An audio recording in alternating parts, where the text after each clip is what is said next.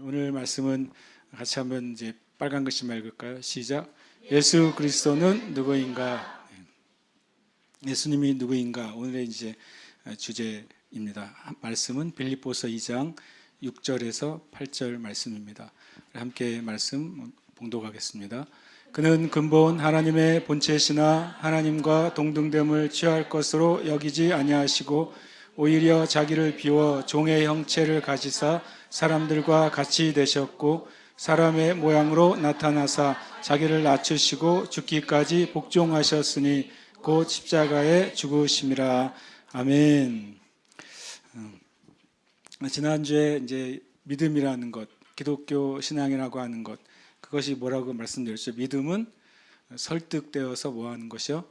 확신하게 되는 것입니다.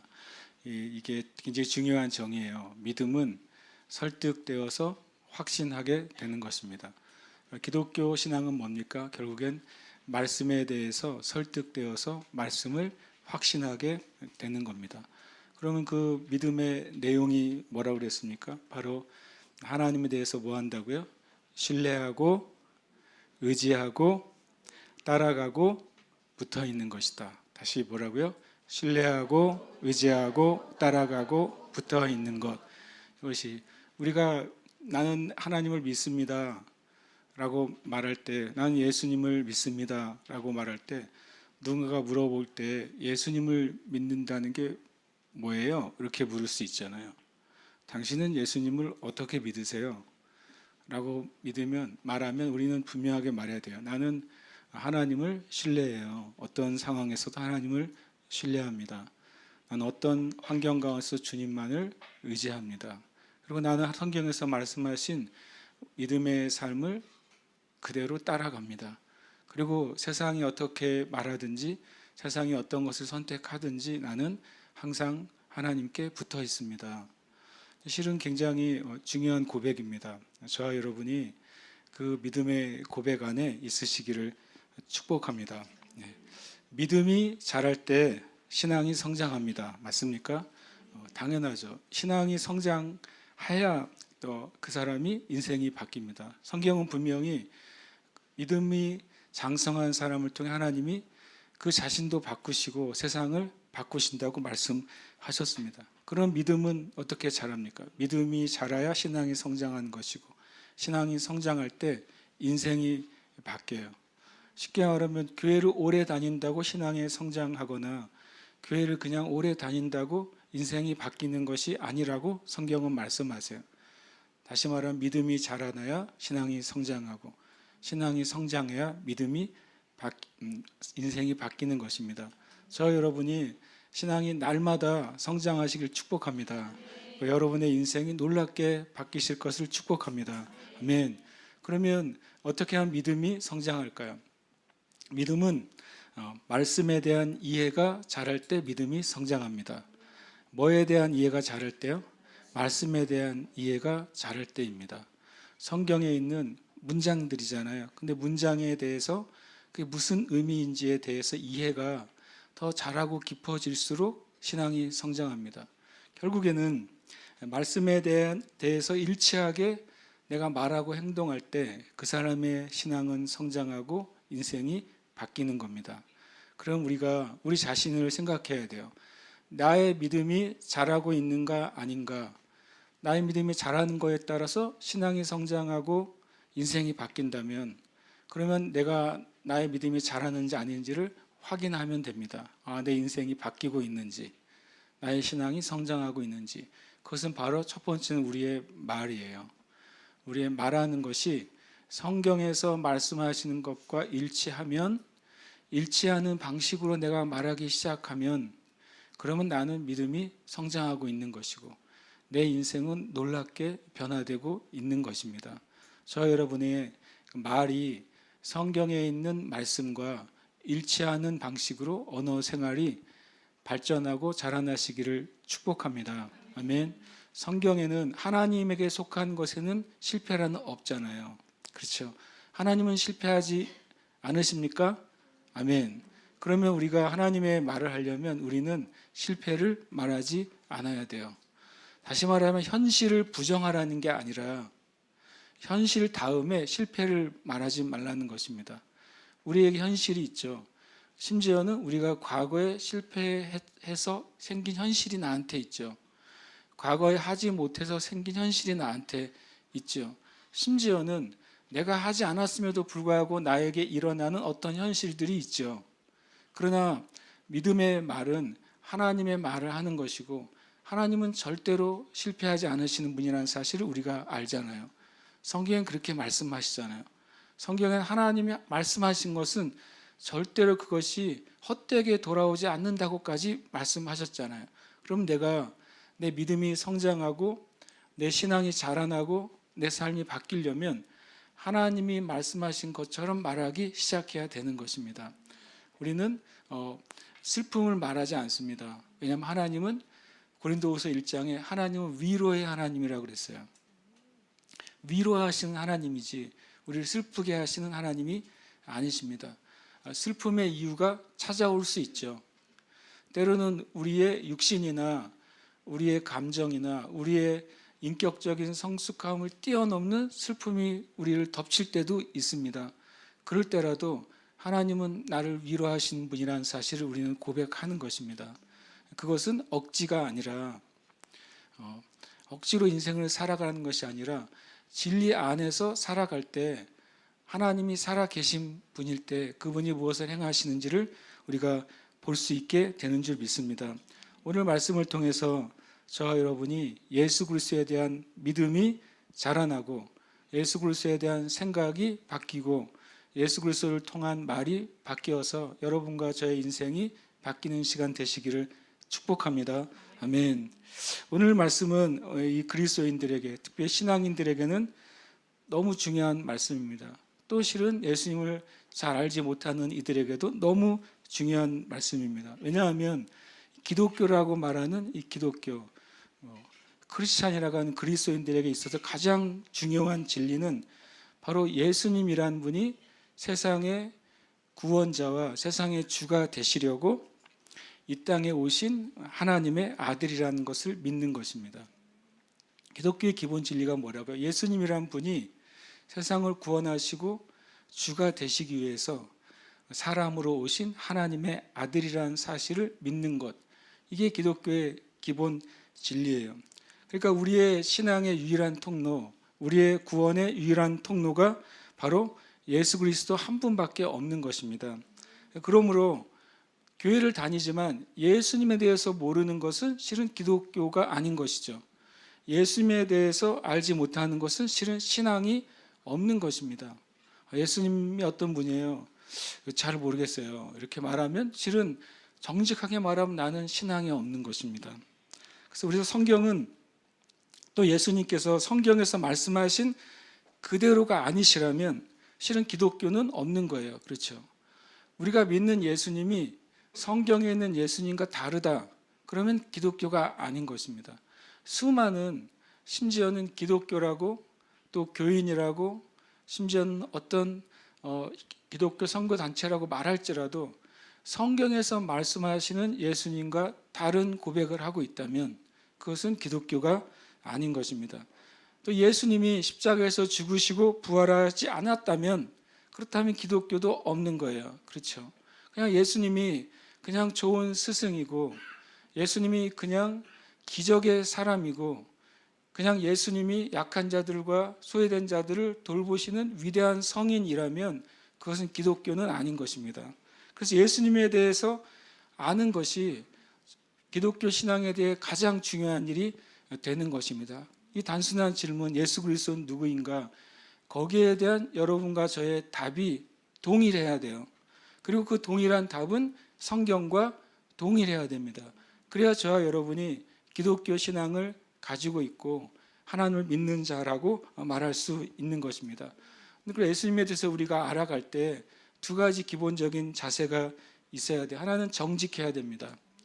정직이라 한 말은 뭐냐면 내가 이렇게 생각하는 것과 성경이 이렇게 말씀하신다는 것이 부딪혔을 때 우린 정직하게 성경이 말하는 것을 받아들일 준비가 되어 있어야 됩니다. 두 번째로는 순종의 마음이 있어야 돼요. 성경에서는 예수 믿는 사람이 이러이러해야 된다고 말씀하실 때 내가 말씀을 연구한 결과가 그것이라면 그 말씀에 순종할 준비를 하고 있어야 됩니다. 만약에 우리가 어떤 상황에 부딪혔을 때 성경은 이렇게 말씀하시잖아요 라고 말할 때 성경은 그렇게 말해도 내 상황은 그렇지가 않아요 라고 말하기 시작하면 우리는 참된 기독교 신앙 밖에 있게 되는 것입니다. 때로는 사람들이 성경은 그렇게 말해도 현실은 그렇지가 않아 라고 말할 때 우리는 말해야 됩니다. 그 현실도 하나님 안에 있고 진리 안에 있습니다 라고 우리는 말해야 되는 것입니다. 그럴 때 우리가 기독교 신앙을 가진 그리스도인이고 그럴 때 성경에 약속하신 것을 우리가 보게 되는 것입니다.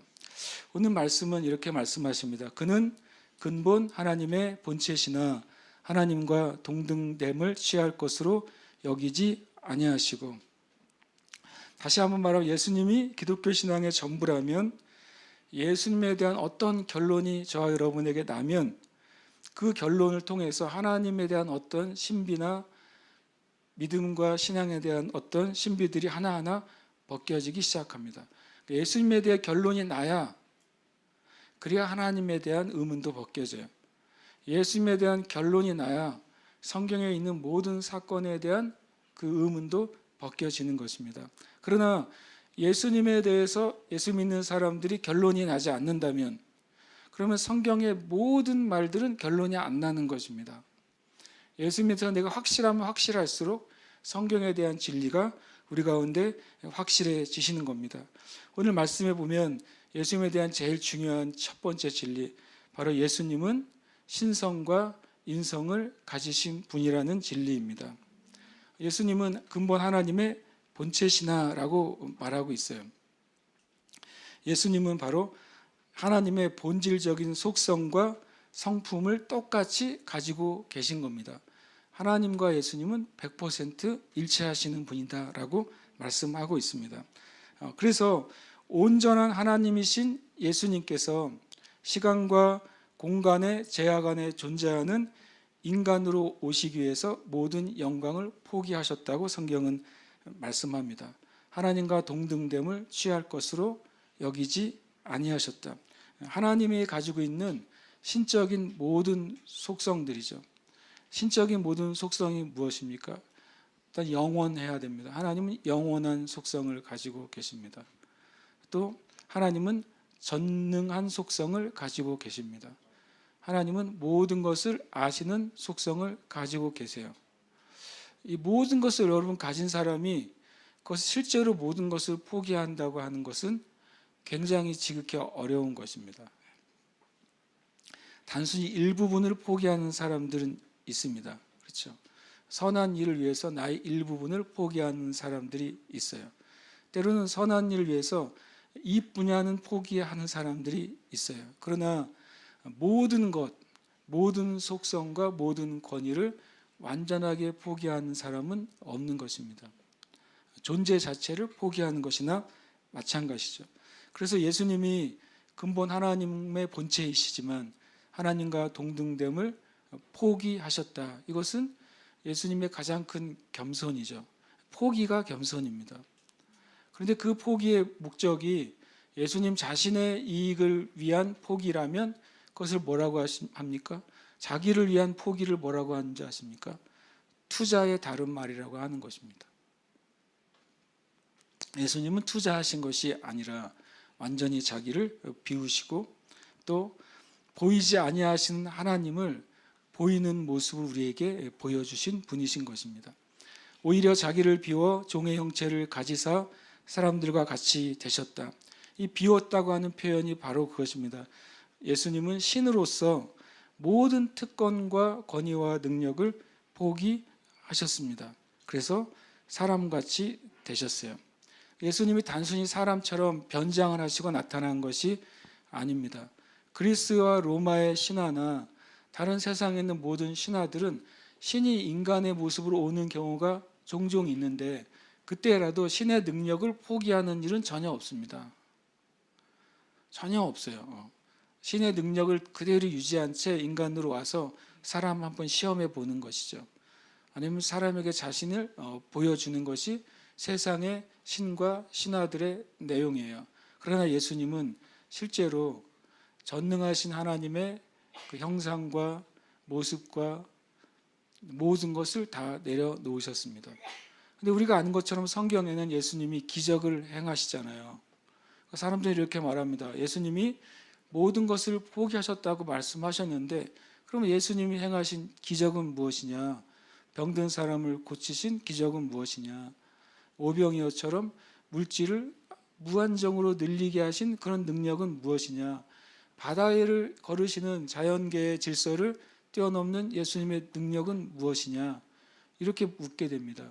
그것은 바로 예수님은 완전히 자기 자신을 비우시고 그래서 예수님은 성령으로 충만하게 되셔야 됐던 것입니다.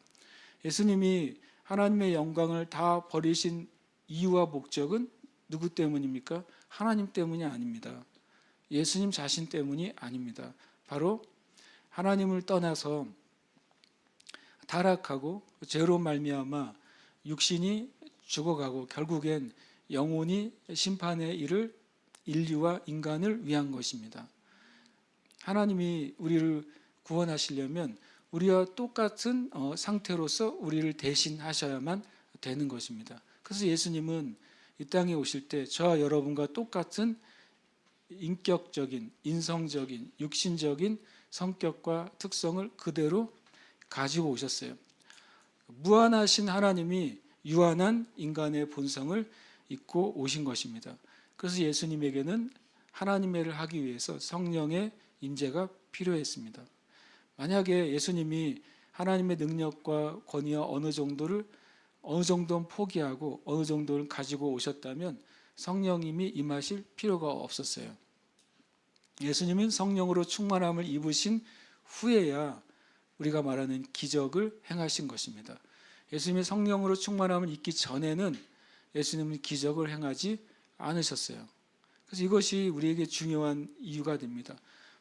바로 예수님이 우리를 위해 모든 것을 비우시고 우리를 위해 성령의 충만함을 입으시고 하나님의 일을 하셨다면 예수님과 우리가 같은 조건 안에서 시작하게 되는 것입니다. 우리가 예수님으로 말미암아 구원받았다면 예수님이 성령의 충만함을 입어 하나님의 모든 일을 행하신 것처럼 구원받은 그리스도인들도 성령의 충만함을 입어 예수님이 행하신 것을 행할 수 있게 하기 위해서 오신 것입니다. 그럼 우리가 이렇게 말할 수 있습니다. 내가 구원받은 자고 성령이 충만한 자이기 때문에 예수님이 행하신 것을 나도 할 수 있도록 부름받았다고 우리는 고백합니다. 여러분 믿음으로 그 고백을 하시길 축복합니다. 나는 예수님이 하는 것을 하라고 부름받은 것입니다. 이것이 성경의 고백인 줄 믿습니다. 바로 중요한 것은 바로 예수님은 완전한 하나님이시면서 완전한 인간이 되셔야만 됐습니다. 왜냐하면 인간을 구원할 수 있는 유일한 조건은 생명은 생명으로만 대신할 수 있기 때문에 그렇습니다. 인간적인 관점에서 물건이 똑같이 교환되려면 그 물건의 값어치가 같아야 됩니다. 한쪽의 값어치가 높고 한쪽의 값어치가 낮으면 한 명은 뭐가 됩니까? 손해를 보는 것이죠. 부당한 거래가 되는 것입니다. 그러니까 인간의 죄가 제해지려면 인간과 똑같은 조건을 가진 이가 대신 죄값을 치러야 되는 거예요. 그래서 예수님께서 사람의 완전한 모습을 입고 오신 이유가 바로 그것입니다. 아주 단순한 진리, 예수님은 완전한 하나님이시면서 완전한 인간이시기 때문에 우리를 구원할 수 있는 유일한 분이 되신 것입니다. 사람의 모양으로 나타나서 자기를 낮추시고 죽기까지 복종하셨으니 그 십자가에 죽으심이라. 예수님이 인간으로 오신 것도 말할 수 없는 겸손이죠. 근데 인간으로 오셔서 심판받을 대상을 위해 자기의 생명을 주신 것은 더 말할 수 없는 놀라운 겸손인 것입니다. 예수님은 죽기까지 복종하셨어요. 죽기까지 복종하셔서 모든 죄에 대해서 해결하신 것입니다. 이 빌립보서 2장 6절, 7절, 8절은 바로 예수님이 하나님이시면서 인간이셨고 그리고 인간이신 예수님이 심판받을 저와 여러분을 위해 대신 죽으심으로 구원을 이루셨다는 사실을 말씀하십니다. 참 놀랍게도 어떤 세상의 종교에 시작한 그 교조들 중에 다 이런 표현을 씁니다. 내가 이러이러한 것을 깨달았으니 그렇게 살라고 말하는 것입니다. 그것이 세상의 종교예요. 불교도 마찬가지 아닙니까? 인간인 고타마 시타르타가 무엇인가를 깨닫죠.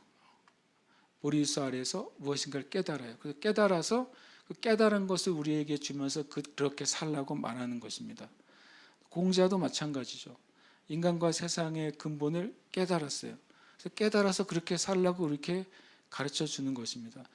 세상의 모든 종교가 그렇습니다. 그런데 예수님만은 완전히 달랐습니다. 어떻게 달랐을까요? 예수님은 내가 깨달은 대로 너희가 살아라라고 말씀하신 분이 아니라 내가 곧 진리라고 말씀하신 유일한 분이에요. 그래서 예수님만이 I am이라고 말씀하신 유일한 분이신 것입니다. 바로 예수님의 정체는 예수님 스스로 말씀하세요. 예수님은 내가 곧 진리라고 말씀하십니다. 예수께서 이르시되 나는 생명의 떡이니 내게 오는 자는 결코 줄이지 아니할 터이요 나를 믿는 자는 영원히 목마르지 않을 것이다. 내가 바로 생명의 떡이다 라고 말씀하시는 것입니다. 또 요한복음 8장 12절도 말씀하시죠. 나는 세상의 빛이니 나를 따르는 자는 어둠에 다니지 아니하고 생명의 빛을 얻으리라. 주님이 이렇게 살면 빛된 삶을 살 것이다 라고 말씀하신 적이 없어요. 내가 빛이라고 말씀하신 것입니다. 예수님 자신이 빛이시고 예수님을 만날 때 그 예수님 안에 있는 빛이 구원받은 자들의 영에 임한다고 성경은 분명히 말씀하십니다. 요한복음 11장 25절도 나는 부활이요 생명이다 라고 말씀합니다. 나를 믿는 자는 죽어도 살겠고 무릇 살아서 나를 믿는 자는 영원히 죽지 않는다. 실은 놀라운 진리죠. 이런 종교는 없어요. 예수님을 믿을 때 그에게 그냥 영생이 임한다고 말하는 종교는 없습니다. 다른 종교는 수많은 단계를 거쳐서 극소수만이 그 종교의 최상위에 이르게 돼요. 그게 다른 종교의 모든 특징입니다. 그런데 놀랍게도 기독교만이 예수님 자체가 생명이시기 때문에 예수님을 믿는 자에게 곧장 그 생명이 부여된다고 말하는 유일한 종교입니다. 그것이 바로 기독교인 것입니다. 요한복음 14장 16절은 내가 곧 길이요 진리요 생명이니 아버지께로 가는 길은 오직 예수님밖에 없다고 동일하게 말씀하십니다. 기독교의 진리가 뭐냐? 예수님인 것입니다. 예수 믿는 사람들이 어떻게 살아야 되느냐? 바로 예수님처럼 사는 것입니다. 어떻게 하면 기독교 안에서 주는 생명과 축복을 받을 수 있느냐? 바로 예수님 자신이 생명이시고 축복이신 것입니다. 여러분 가만히 생각해 보세요. 우리가 다른 종교를 잘 알지 못할지라도 종교에서 말하는 것들 우리가 듣습니다.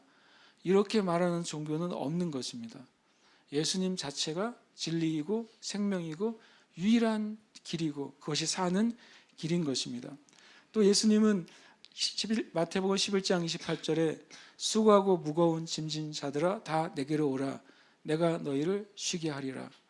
너희가 이렇게 하면 근심에서 벗어나게 될 것이다 라고 세상이 말합니다. 세상의 의학도 세상의 심리학도 세상의 철학도 세상의 가르침도 무슨 문제가 있습니까? 그러면 이렇게 하면 문제로부터 벗어날 겁니다 라고 말합니다. 그러나 예수님은 단순하게 말씀하십니다. 나에게 와라 라고 말씀하신 것이죠. 예수님께 와서 예수님을 만나는 그 사람은 쉼을 얻을 것이라고 말씀하는 것입니다. 그 외에는 진정한 쉼이 없다고 말씀하십니다. 그리고 예수님이 스스로 말씀하신 예수님과 하나님과의 관계가 너무 중요합니다. 함께 읽겠습니다. 시작. 나와 아버지는 하나이니라. 그것이 너무 중요한 말이죠. 예수님은 분명히 역사상 존재하셨던 사람이셨어요. 그것은 수많은 로마의 역사 기록에 나와 있고 예수님을 만났거나 들었던 사람들의 역사 기록이 끝도 없이 많이 있기 때문에 예수님이 저와 여러분이 시간과 공간 가운데 존재하는 존재인 것처럼 예수님이 역사 가운데 실제로 존재하셨다는 사실을 부정할 길이 없어요. 예수님이 존재하셨던 분이라는 사실은 오히려 믿지 않을 길이 없는 게 아니라 부정할 길이 없는 것입니다. 그러면 문제는 예수님이 누구시냐 하는 거에 대해서 예수님이 나와 아버지는 하나라고 선포하셨어요. 이것은 제일 중요한 관계입니다. 바로 예수님은 하나님이신 것입니다. 역사 가운데 분명히 있었는데 그분이 하나님이라고 말씀하시는 것입니다. 또 예수님에 대한 중요한 예수님 자신의 선포입니다. 함께 읽겠습니다. 내가 아버지 안에 거하고 아버지께서 내 안에 계심을 믿으라. 이렇게 말씀하십니다. 예수님께서 어떻게 이 땅 가운데 육신을 가지고 사시면서 병든 자를 고치고 죽은 자를 살리고 귀신에게 압박 가운데 귀신 가운데 사로잡혀서 인생의 고통과 아픔 가운데 살아간 자들 해방하셨는가? 그것은 바로 예수 그리스도가 아버지 안에 거하시고 아버지께서 예수님 안에 거하시는 놀라운 하나됨의 진리 안에서 그것이 이루어진 것입니다. 이것은 예수님이 또 우리에게 말씀하셨어요. 바로 너희 안에 내가 거하겠다고 말씀하셨어요. 그것을 통해서 예수님이 하나님의 일을 하신 것처럼 이 땅의 교회와 성도들도 하나님의 일을 할 수 있게 길을 열어주신 것입니다. 함께 읽겠습니다. 내 아버지께서 모든 것을 내게 주셨으니 아멘. 그것이 중요합니다. 하나님과 예수님이 하나이세요. 그리고 예수님은 하나님 안에 계시고 하나님은 예수님 안에 계셔서 이 땅 가운데 하나님의 일을 행하셨어요. 그런데 예수님께는 얼만큼의 몫이 있는가? 하나님께 속한 것이 모든 것이라고 성경은 말씀하고 있습니다. 하나님께 속한 모든 것이 예수님께 주어진 것입니다. 그래서 우리가 예수님을 만날 때 하나님께 속한 모든 것을 만나게 되는 것입니다. 다음에 말씀들은 우리가 이제 습관적으로 고백해야 될 말씀들입니다. 함께 읽겠습니다. 시작. 나를 알았더라면 내 아버지도 알았으리라. 아멘. 따라해 볼까요? 예수님을 알 때 하나님을 안다. 이 고백을 하라는 것입니다. 난 예수님을 아는 만큼 하나님을 아는 것이다. 난 예수님에 대해서 모르는 만큼 하나님을 모르는 것입니다. 요즘 믿음의 양식 보고 계십니까? 되게 중요한 얘기를 하고 있습니다. 우리는 느낌을 통해 하나님을 만나는 게 아닙니다. 우리는 오직 심령 안에서 하나님을 만나는데 실은 하나님을 만나는 길은 예수님인 것입니다. 예수님을 아는 만큼 하나님을 알게 되는 것이죠. 함께 읽겠습니다. 나를 믿는 자는 나를 보내신 이를 믿는 것이며 아멘. 그러면 예수님을 믿는 것은 누구를 믿는 것입니까? 하나님을 믿는 것입니다. 아주 단순한 결론이에요. 하랑들도 말할 수 있는 결론입니다. 예수님을 알면 하나님을 아는 것입니다. 예수님을 믿으면 하나님을 믿는 것입니다. 이것이 중요한 진리인 것이죠. 함께 읽겠습니다. 나를 본 자는 아버지를 보았거늘. 예수님을 본 자는 누구를 본 것입니까? 하나님을 본 것입니다. 굉장히 놀라운 진리입니다. 예수님을 볼 때, 예수님을 경험할 때 우리는 하나님을 경험합니다. 여러분이 말씀을 읽을 때 예수님의 사랑이 내 안에 깊이 느껴지고 감동이 된다면 그때 하나님의 사랑을 깊이 경험하고 감동하는 것입니다. 예수님이 어떤 일에 대해서 선택하신 것을 내가 믿으면 나는 하나님의 뜻을 믿게 되는 것입니다. 그건 너무 중요한 그 단순한 진리인 것이죠. 또 관계된 고백을 위해서 말씀을 더 읽겠습니다. 시작. 누구든지 나를 영접하면 나를 보내신 이를 영접함이니라. 아멘. 예수님을 영접하는 것은 누구를 영접하는 것입니까? 하나님을 영접하는 것입니다. 영접하는 자, 곧 그 이름을 믿는 자들에게는 하나님의 자녀가 되는 권세를 주셨습니다. 영접하는 자, 곧 그 이름을 믿는 자. 예수님을 영접하는 것은 예수님의 이름을 믿는 것입니다.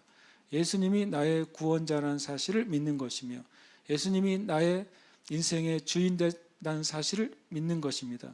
그렇게 예수님을 영접하고 믿을 때 우리는 하나님을 영접하고 믿는 것입니다. 말씀 읽겠습니다. 나를 미워하는 자는 또 내 아버지를 미워하느니라. 아멘. 이거 참 두려운 말이죠. 예수님을 미워하는 것은 하나님을 미워하는 것입니다. 예수님을 거절하는 것은 하나님을 거절하는 것입니다. 우리가 성경에 나온 예수님의 말씀에 대해서 내가 아니라고 말할 때 우리는 하나님의 말씀에 대해서 아니라고 말하는 것입니다. 사복음에서 예수님은 이렇게 말씀하셨지만 세상은 그렇지 않아라고 말할 때 우리는 하나님이 세상 가운데 역사하지 않을 거라고 고백하는 것입니다. 우리가 예수님을 미워하는 것이 하나님을 미워하는 거라는 사실을 주의 깊게 봐야 돼요. 그래서 우리가 예수님에 대해서 생각보다 많이 알지 못합니다. 예수님을 믿지 않는다는 것이 아니라 예수님을 아는 지식이 풍성해질수록 하나님을 더 많이 알게 되는 것입니다.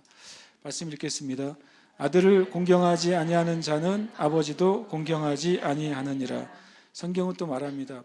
바로 예수님을 존중하고 존귀히 여기고 내 삶의 우선순위로 두지 못한다면 우리는 실상은 하나님을 그렇게 공경하지 않는 것입니다. 그것은 되게 중요한 관련성입니다. 하나님과 예수님에 대한 관련성은 온전한 관련성이에요. 그리고 예수님에 대해서 중요한 마지막 진리입니다. 함께 읽겠습니다. 사람이 내 말을 지키면 영원히 죽음을 보지 아니하리라. 아멘. 이 말은 엄청난 논란이 되어버렸어요. 이 말씀을 했을 때 주변에 있던 유대인들이 어떻게 그런 일이 있을 수 있냐는 것입니다. 너 자신도 성경에는 50도 되지 않았는데 네가 어떻게 다른 사람들에게 영생을 주겠냐고 말씀하십니다. 그때 주님이 그들이 더 감당할 수 없는 진리를 선포하세요. 함께 읽겠습니다. 아브라함이 나기 전부터 내가 있느니라. 아멘. 예수님이 놀라운 말을 하신 것입니다. 사람들이 당신이 인간 예수가 50살도 되지 않은 인간 예수가 어떻게 사람들에게 영생을 줄 수 있겠느냐라고 물으니까 예수님이 아브라함이 태어나기 전부터 내가 있느니라. 아브라함은 유대인들에게는 그들의 존재의 근원이잖아요. 그들의 실존의 근원, 신앙의 근원, 그들의 민족의 근원을 아브라함으로 치는 거예요. 근원이라는 개념으로 아브라함을 말합니다. 아브라함이 존재하기 전에 예수님이 내가 있었느니라라고 말하지 않습니다. 있느니라. 그 전부터 그리고 지금도 계속해서 존재하는 분으로 계시는 분, 그분이 예수님이라고 말씀하시는 것입니다. 예수님은 영원한 존재이십니다. 그래서 우리에게 영생을 주시는 분이십니다. 영원한 존재이기 때문에 영생을 수여할 수 있는 분이십니다. 예수님은 궁극적으로 도마의 대답에 있습니다. 함께 읽겠습니다. 도마가 대답하여 이르되 나의 주님이시요 나의 하나님이시니이다. 아멘. 제가 전에 제주에 왔을 때 여호와의 증인들을 자주 만났어요. 이상하게 저를 찾아왔어요. 그래가지고 제가 또 영접을 했어요. 그래서 오라고. 그래서 들어와서 얘기를 한, 제 기억에 여호와의 증인 3명이랑 얘기를 했던 것 같아요. 첫 번째 왔을 때는 그분이 이제 좀 초신자였는지 훈련을 좀 받지 못한 분인지 제가 쏟아내는 질문에 굉장히 힘들어 하시면서 다음에 다시 오시겠다고 그랬어요. 그 다음에 다시 오시라 했더니 그분이 이제 목자님을 데리고 온 것 같아요. 그래서 그분도 와가지고 그분도 책을 들고 왔어요. 그 여호와의 증인들이 읽는 그 교리 책이 있다는 사실을 제가 알았어요. 굉장히 두꺼운 책을 들고 와서 펼치면서 기독교에서 말하고 있는 하나님과 예수님에서 다르다고 말했어요. 근데 어쨌든 제가 그때 또 몇 가지 질문했더니 그러면 이 어려운 질문은 우리 장로님이 계시다고 장로님을 모시고 오겠대요. 여호와의 증인은 목사가 없고 그 회중의 장로가 목사 역할을 합니다. 나름 신약에 장로라는 단어가 있어서 장로가 목사님이 온 거죠. 그래가지고 이제 또 얘기를 하다가 이제 결국엔 이제 예수님에 대한 문제인 거예요. 결국에는요. 기독교 신앙의 그냥 핵심과 모든 것은 예수 그리스도예요. 예수 그리스도에서 어떻게 알고 있느냐 하는 겁니다. 다른 논란은 다 필요 없어요. 이 하나가 모든 걸 결정하기 때문에. 제가 처음 나눈 것처럼 예수님이 하나님이 아니시라면 기독교는 없는 것입니다. 예수님이 하나님의 아들이 아니시라면 기독교는 없는 것이고, 예수님이 인간으로 오신 하나님의 아들이 아니시라면 기독교는 존재하지 않는 거예요. 그래서 제가 결정적으로 요한복음 20장 28절을 보여줬어요. 폈더니 뭐라고 하냐면 도마가 나의 주님이시오 나의 하나님이시니이다. 그래서 예수님이 너는 보는 고로 믿느냐 이렇게 말하세요. 보지 않고 믿는 자가 복되다. 그 말은 이 말이 맞다는 뜻이죠. 성경에 예수님이, 제가 이제 주제가 예수님은 하나님이다 그랬더니 그런 말이 성경에 없다는 거였어요. 그래서 제가 이걸 찾아줬죠. 제가 이제 전략이 있긴 있었어요. 왜냐하면 이제 그들이 가지고 있는 성경이 신세계역이라는 성경이 있습니다. 어떻게 내가 신세계역을 어떻게 제가 그걸 입수하게 됐거든요. 그래가지고 그걸 이제 확인해 보다가 이 말씀에서 딱 나한테 걸렸어요. 신세계역은 자기네 마음대로 성경을 번역해 놨어요. 그런데 신기하게도 요한복음 20장 28절은 똑같은 거예요.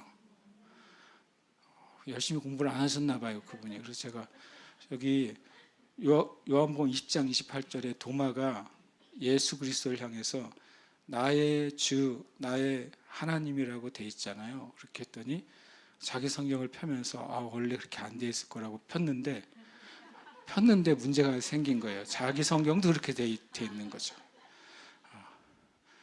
굉장히 그분 고민하다가 가셨어요. 그리고 다시 오겠다 그랬어요. 20년째 안 오고 있어요. 여러분, 이 사실이 제가 생각했어요. 마귀가 이게 얼마나 중요한 고백이라는 사실을 제가 깨닫게 됐어요. 예수님이 우리의 주가 되시고 우리 하나님이라는 사실입니다. 굉장히 기독교 진리의 중요한 핵심인 거예요. 예수님은 온전한 하나님이시고 온전한 인간으로 오셔서 나를 위해 대신 죽으시고 영생을 주신 분이십니다. 어린 아이들도 알 것 같은 고백이지만, 그러나 저와 여러분이 이 고백이 이게 사실이 되고 그리고 진리가 되면 저와 여러분의 믿음은 절대로 흔들릴 수가 없어요. 역사 가운데 존재하시는 그 예수 그리스도가 단순한 성인이 아니라, 단순한 인간의 문제들을 해결해 주신 분이 아니라 그분이 나의 주라는 사실입니다. 예수님이 저와 여러분의 주인입니다. 예수님이 바로 유일하신 하나님이십니다. 이 고백 안에 있는 교회는 흔들릴 수가 없는 것입니다. 이 고백이 사실인 그리스도인은 흔들릴 수가 없는 것입니다. 저 여러분 안에 오늘 이 고백 안에 온전히 서시기를 축복합니다. 우리 교회 안에 모든 형제 자매들은 예수 그리스도가 하나님이시며 나를 위해 이 땅에 오신 하나님의 아들이심을 온전히 고백하는 온 교회와 성도들 되시기를 축복합니다. 아멘. 함께 이 시간 우리가 기도하겠습니다. 고백하겠는데 함께 읽겠습니다. 나는 예수 그리스도를 알고 믿음으로 하나님을 알고 믿습니다. 아멘. 함께 고백합니다. 한 번 더요. 나는 예수 그리스도를 알고 믿음으로 하나님을 알고 믿습니다. 아멘. 고백합니다. 나는 성경에서 말씀하시는 예수님을 믿음으로 하나님을 믿습니다. 아멘. 한 번 더요. 나는 성경에서 말씀하시는 예수님을 믿음으로 하나님을 믿습니다. 아멘. 고백합니다. 나는 예수님을 믿음으로 영생을 얻고 믿음으로 살아가며 천국에 들어갑니다. 아멘. 한 번 더요. 나는 예수님을 믿음으로 영생을 얻고 믿음으로 살아가며 천국에 들어갑니다. 아멘. 이 시간 우리의 이름을 넣어서 고백하고 기도합시다. 우리의 믿음이 견고해지는 만큼 우리의 인생에는 하나님의 말씀이 성취됩니다. 우리의 믿음을 흔들리게 하는 수많은 일들이 이 세상과 세상에 속한 것에 가득합니다. 그러나 우리의 믿음이 견고하면 견고할수록 하나님이 살아계심을 오히려 증명하게 될 것입니다. 우리가 그것을 믿음으로 고백하고 살아가게 될 줄 믿습니다. 아멘. 함께 이 시간 이 고백하고 이름을 넣어서 고백하고 기도하겠습니다. 고운령은 예수 그리스도를 알고 믿음으로 하나님을 알고 믿습니다. 고운령은 성경에서 말씀하시는 예수님을 믿음으로 하나님을 믿습니다. 고운령은 예수님을 믿음으로 영생을 얻고 믿음으로 살아가며 천국에 들어갑니다. 아멘.